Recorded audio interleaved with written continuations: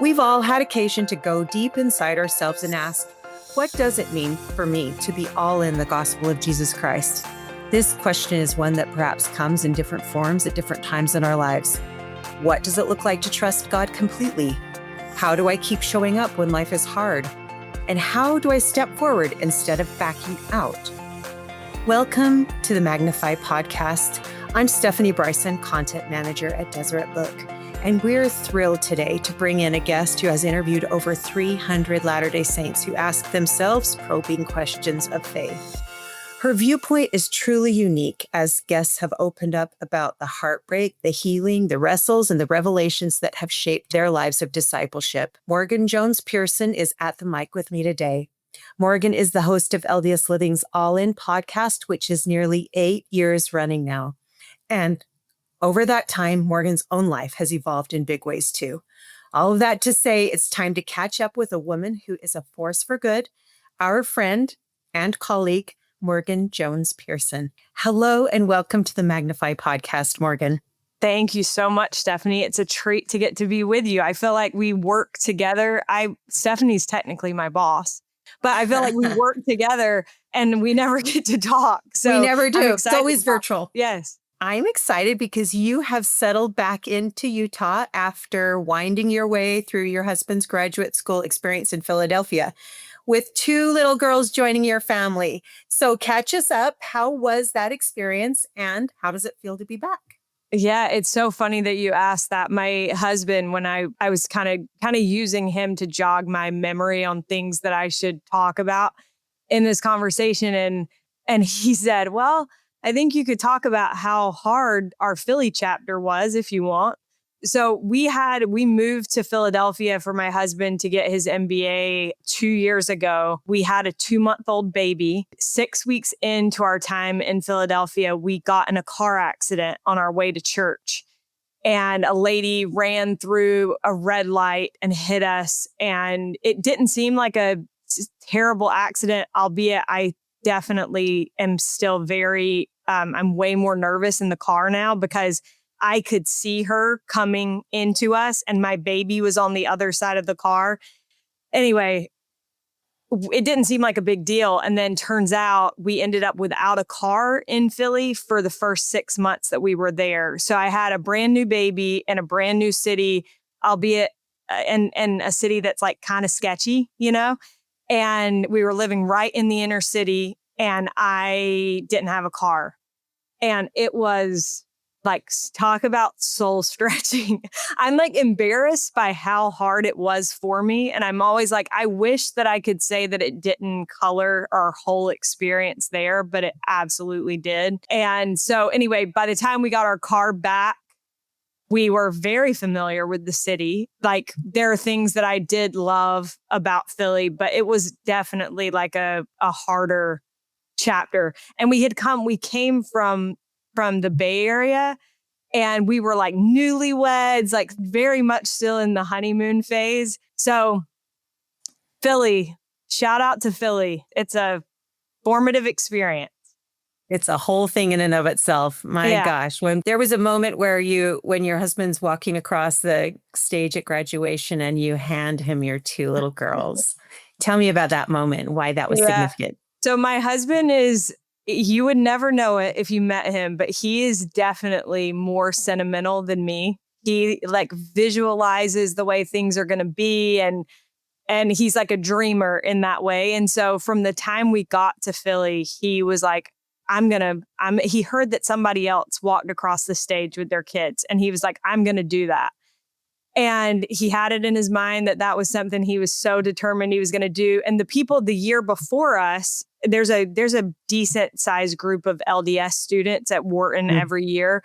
And the people the year before us had done it. And they said, oh, you just come up next to the stage and you hand your kid to your spouse and then they can take them up and then you just pick them up after.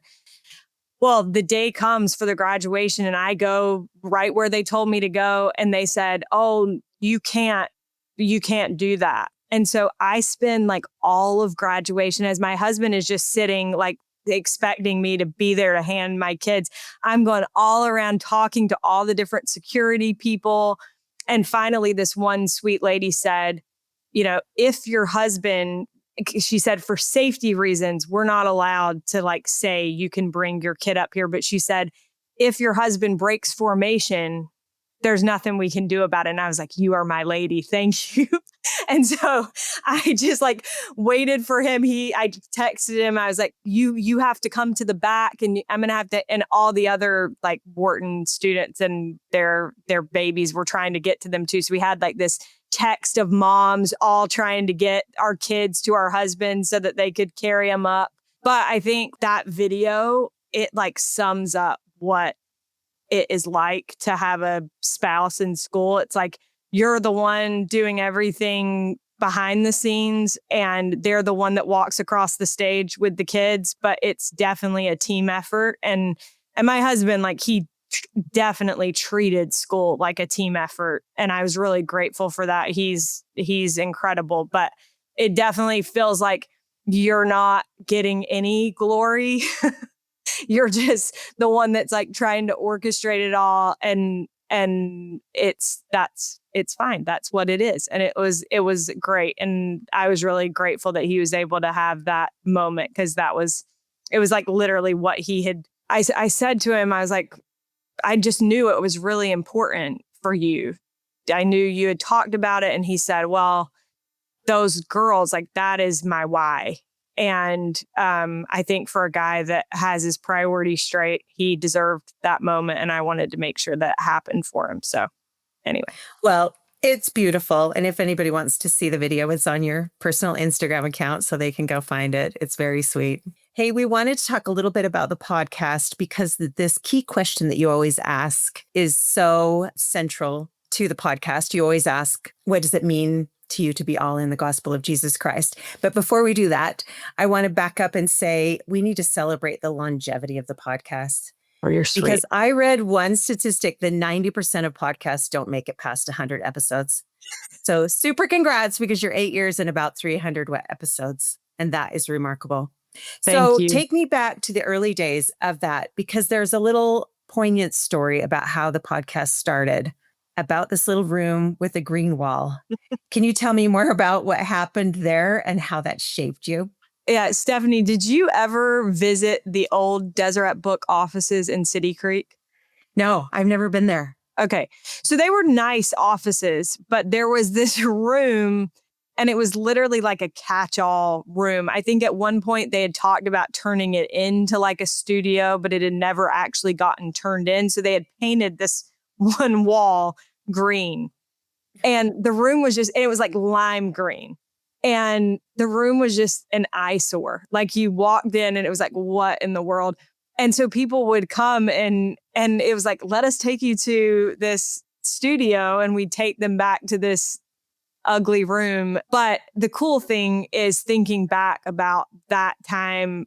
Now we record almost all of our episodes remotely. I haven't recorded an episode live in person in years at this point, I think. But then pre-COVID, we did almost all of our episodes in person. And then COVID hit and we figured out how to do it online and have just kind of stuck with that, which has worked great for me living different places. But I think back to that room and the moments that happened there, like the first few episodes, and how we had no idea what we were doing and just feeling totally out of my comfort zone, but also seeing the way that pieces like started to click.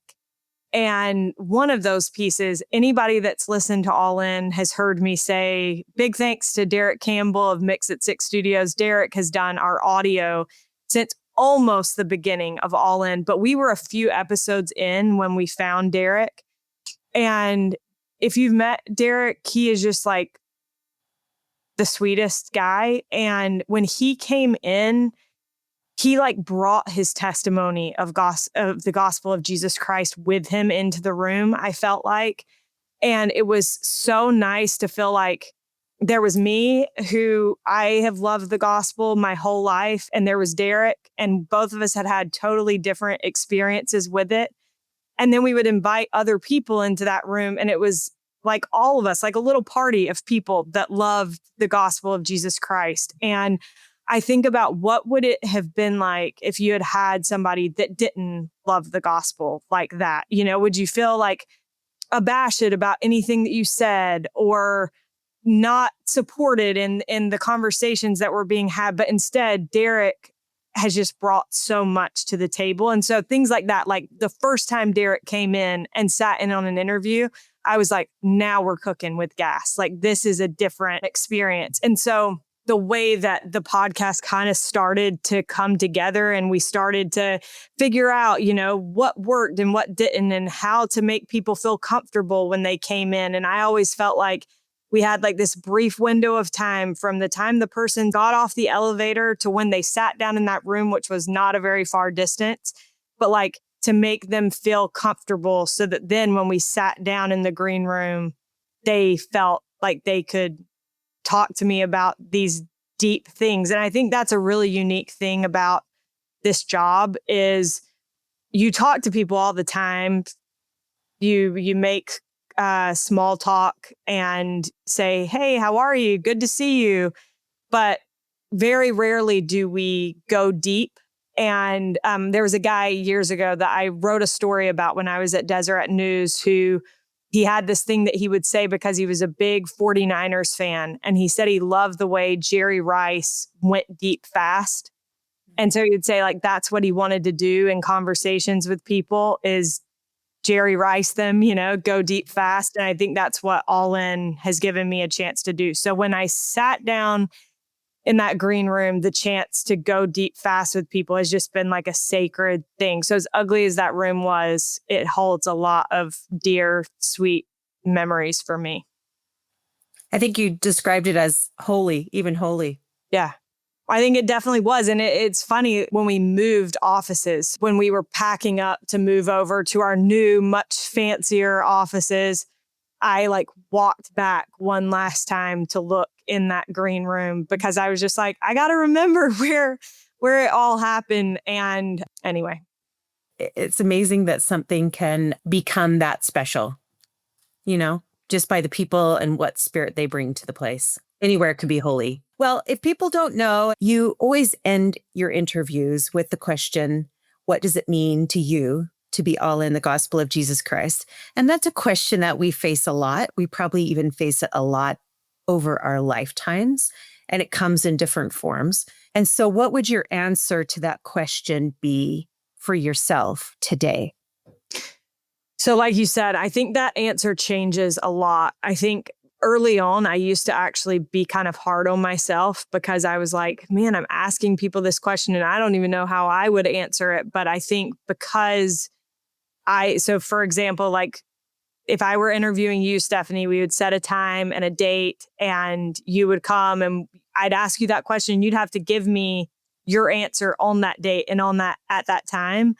And I had to realize I just was having all the time in the world to think about it. And so I love that you said for me today, because I was thinking about it earlier today. One talk that has really resonated with me over time is a talk that was given by Elder Neil A. Maxwell. And I believe it's called Settle This in Your Heart. Elder Neil A. Maxwell gave that talk in October of 1992. He gave this analogy, and he actually said that he gave the analogy 18 years before this talk was given. So in 1974, he pled with those who stood what he called indecisively on the porch of the church to come fully inside. I love that imagery of coming inside. You think about when you knock on somebody's door and let's say it's raining outside or it's windy and they don't invite you in. And you're like, oh, like, could I come in? Like, it'd be a lot more comfortable inside versus like when somebody opens the door and they say, oh, come on in. We'd love to have you come in. That idea of what it's like to step inside the gospel of Jesus Christ and the safety that can be felt in that. And then in that talk, he says this, these comments are for the essentially honorable members who are skimming over the surface instead of deepening their discipleship. So I think that's a key, deepening your discipleship, choosing to dive deeper, and who are casually engaged rather than anxiously engaged. Though nominal in their participation, their reservations and hesitations inevitably show through. They may even pass through our holy temples, but alas, they do not let the holy temples pass through them. Yeah, that's so big. And you think about it, like, what do I want out of my membership in a church? I want to be welcomed in. I want to feel comfortable in it. So for me right now, what does it mean to be all in the gospel of Jesus Christ? I think it means to come inside and to stop feeling like I am indecisively on the porch and instead fully enjoy the blessings of the haven that can be the gospel of Jesus Christ. That's such a beautiful metaphor, because if you think of stepping over the threshold into somebody's home, when you go into somebody's house, you get to know them better. You understand their dimensions. You understand more of what God's love looks like and how it feels, the further and further you go in. And you saying that makes me think about, I was just listening to Emily Snyder Burrup, her Ensign College talk. And it was so good. It was so good. Everybody should go listen to that. But I love the way she talked about the God of Abraham, Isaac, and Jacob. Yeah. For the record, she talked about embracing the unexpected. Yes. That's I think the title of the talk, right?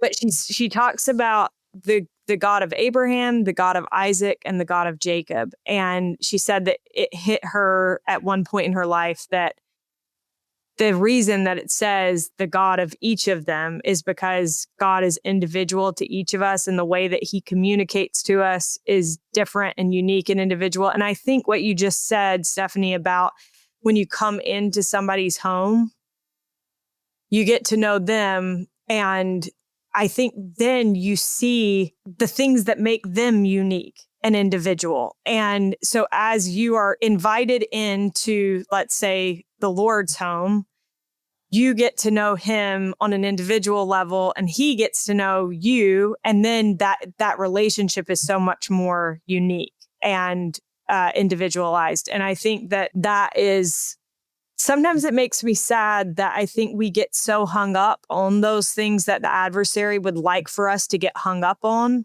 that it distracts us from these other beautiful things that we could experience within our faith. But we're hung up on these other things that really don't matter. Yeah, we're hung up on we're staying on the front stoop or in the front foyer or whatever of the home, and we're not really getting all the richness. Right. Tell me, over 8 years of podcast interviews then, and these individual interviews you've done, anything that has surprised you about these guests? Anything? Well, I think one thing that has surprised me is how willing people are to do these interviews. It's interesting. We try to have a really good mix of people, some people that people would recognize them and some people that they wouldn't. But many times the people that are recognizable names, they're not recognizable for being members of the church. And so sometimes people will say, do many people say no? And the truth is, very rarely. And I think that a lot of times people actually seem very excited to talk about their faith. It's like, you have somebody that is known for being, I'll say Tony Finau, like known for being one of the best golfers in the world. And I think somebody like him, like they genuinely seem excited to talk about their faith because they don't get to talk about that. They talk about golf all day long. And so it's been neat to see how willing people are to talk about their feelings as it relates to the gospel. That's been like very refreshing to me, and how kind people are too. There are certain people that since I've interviewed them, I love them way more. Marie Osmond is one of those, because she we were on a video call, and at the end they had told me, it was late at night or early morning. I can't remember which. And he said, she's not like ready for the day, so she's not on camera. And then at the end of the interview, she said, Morgan, would you mind if I just turn my camera on? I just really would like to say hi. You'll have to forgive my appearance. And she got on and she talked to me for like 20 minutes over Zoom. and just was so nice. And so I think there are certain people that since I interviewed them, I'm like, you're so nice. I like want you to do well. I want everything to go well for you in your life.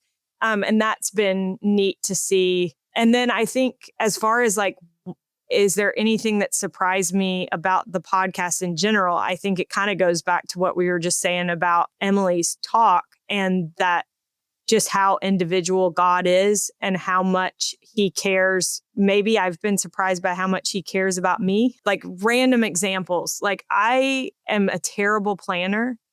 And I cannot tell you, Stephanie, the number of times that the Lord has made me look like I know exactly what I'm doing. Like he has helped me.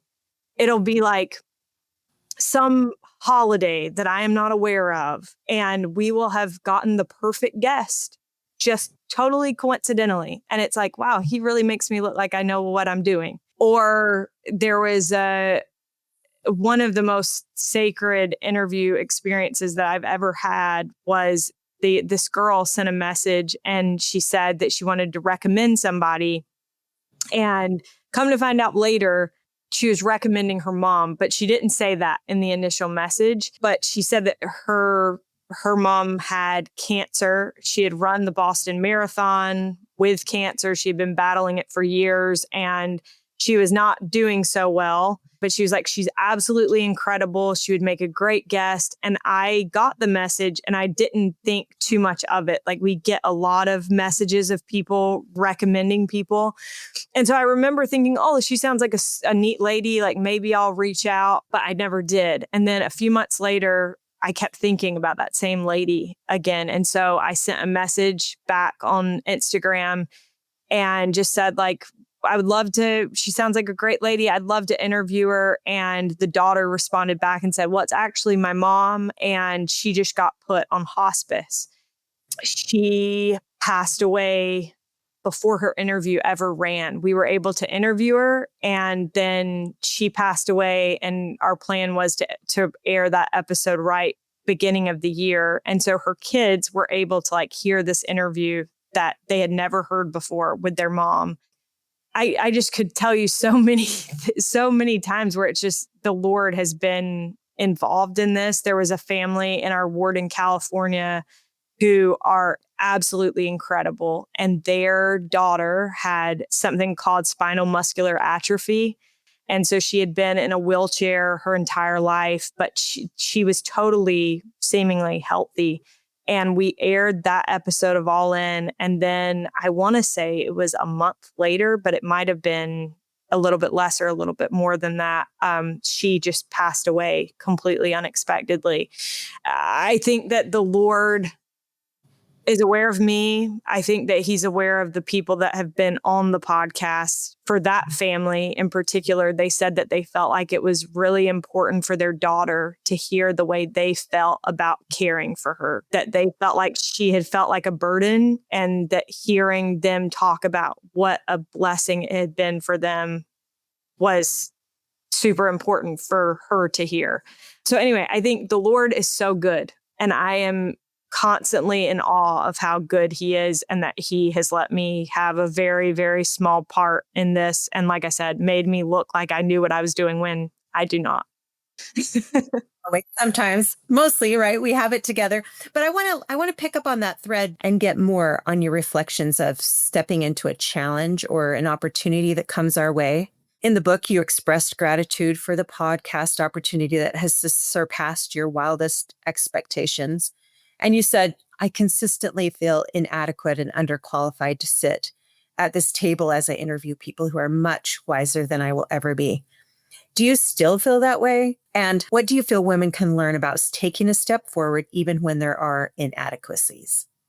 Yeah. So I guess first thing is I definitely do still feel that way. It's funny because I don't think that the way that I feel is imposter syndrome. Sometimes people are like, you shouldn't have imposter syndrome. I'm like, I don't have imposter syndrome, but I do recognize, and I think it's been important for me to feel like I am not anyone special. I am a little girl that grew up loving the gospel in a part of the country where there were not many members of the church.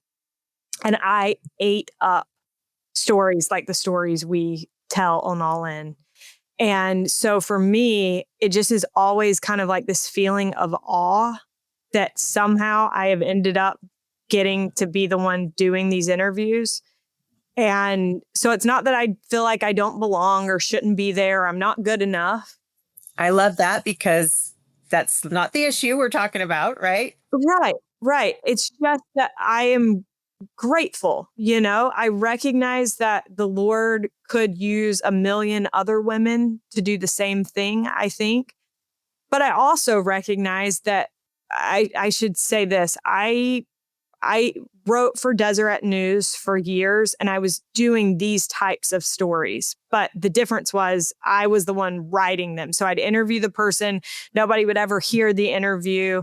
And then I would write the story, which I do sometimes miss getting to like be the person telling the story. But I feel like over time, I had gotten really good at doing those types of interviews. It wasn't that I started out and was particularly good at them.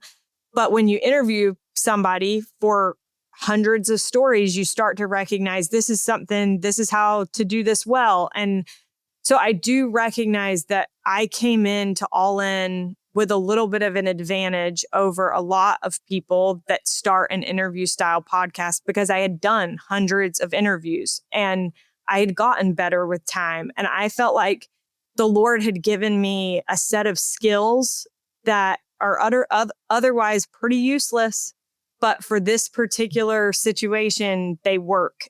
So I don't get nervous about interviews. People will ask, do you get nervous? And I don't, because I feel like I know if I have put in the work that I need to, that the Lord can help me and that he has helped me time and time again. So I just show up having done as much research and prep as I had time to do and trust that he will help me. And I think that there's a lot of confidence to be had in knowing that you're doing what the Lord has given you an opportunity to do. As far as women and taking opportunities, I think that the Lord needs good women now more than ever before. And I love watching women step into that power, stepping into their power. I'll use my mom as an example. My mom has been through a lot, especially the last few years. And she is currently, her calling for church is leading a support group for women where they use the addiction recovery program as like the manual. And it's just women in the stake. They jump on a Zoom call because our stake is so spread out, the stake that I grew up in. I watch my mom and she has a companion that leads the support group with her. And the way that they prepare and the time that she puts into it. And I'm like, this is not a small thing. These are women whose real lives matter so much to our Heavenly Father. And my mom does not take it lightly. And so I think sometimes, Stephanie, we think that we need to do something really big to make a difference. Like it needs to be a podcast that is seen. It needs to be something that we would list in our Instagram bio. And I don't think that's true. But I do think that the Lord does not want us to sit back comfortably and think, well, my contribution can't matter. I think that people's lives matter so much to Heavenly Father. And so for me, it's neat to watch women recognize the unique gifts that they've been given and step into that with confidence that the Lord needs them. You said, I recognized I had some talents. You had honed some areas of expertise. You did the study, and then you let God take the rest.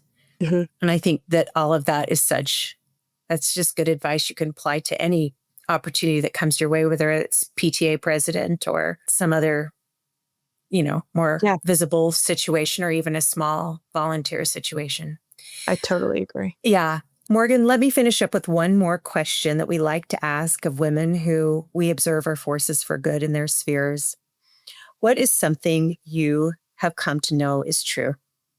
I think that one thing that I am learning and feel really strongly about is, and it kind of goes back to that idea of the Lord having patience with us. As a new mom and somebody that has very little time, I feel like it's a real adjustment to go from being a single woman for a decade, a single adult woman, and then to all of a sudden go from having all the time in the world to do whatever you wanted to do and study as much as you want to study and go to the temple as much as you want to, all of those things, then to have two babies that need attention pretty much all the time. And I think I can be really hard on myself. But during General Conference, I had this terrible idea that I was going to potty train my oldest. I thought, we're already going to be home for 2 days. This is a word to the wise. Nobody else do this. It's a terrible idea. But I thought, we're going to be home anyway. We'll just potty train her during General Conference. And I got nothing out of it during I think it was like the first day. But I was running back from the bathroom with her. And I just heard the speaker say, by grace, we are saved after all we can do. And it like stopped me in my tracks. And I started thinking about how we think about how grace saves us in the end in terms of salvation. That's the saving that it's referring to. But as it relates to this podcast and as it relates to my life and the way that the Lord has helped me over the last couple of years, I know that it is by grace, the Lord's grace, that we are saved over and over and over again after we give everything that we have to give. And so for me, many times that's like, I have these interviews and I am not prepped as much as I'm used to being prepped. And I hate that. I would like to feel very prepared going into it. And instead I have had less time than I'm used to. And somehow the Lord helps me. And I see that. Or it's, showing up to teach Sunday school and feeling not as prepared as I should be. And somehow the lesson goes better than I could have ever imagined. And He saves me over and over and over again. So what is one thing that I know right now? It's that I know that when we give everything that we have, which could be very little, like the widow's mite, He takes it and He accepts it. And then He saves us over and over and over again. And I love Him for that. It's true. And such a beautiful note to end on. He magnifies our efforts. He magnifies our abilities. And He even magnifies the things that we don't bring to the table. Maybe it makes up and helps us along. Yeah. Morgan, thank you for joining us today. It's a treat to talk with you. You're a woman of depth and testimony, and it has been a delight to talk today. Thank you. Stephanie, thank you so much. I really, really appreciate it. Thank you so much for listening to this week's episode of Magnify. We hope you enjoyed it. And there is some amazing news that you don't want to miss out on. We are so excited to share that this fall we are doing Magnify's event called Lift Up Your Heart. And the best part, Sharon Eubank is going to be the keynote speaker. It's going to be an incredible, faith-filled, fun day. And like I said, you won't want to miss out on it. So head to the link of this episode's show notes for all the registration details. Also, you can be sure to be following us on Instagram at Magnify Community, where we will have more announcements and more details to come. Finally, are you subscribed to the newsletter? If not, head to magnifythegood.com and subscribe now, where you can get weekly inbox inspiration and find out more about events like this. Thank you so much for being a listener, and we will see you next time on Magnify.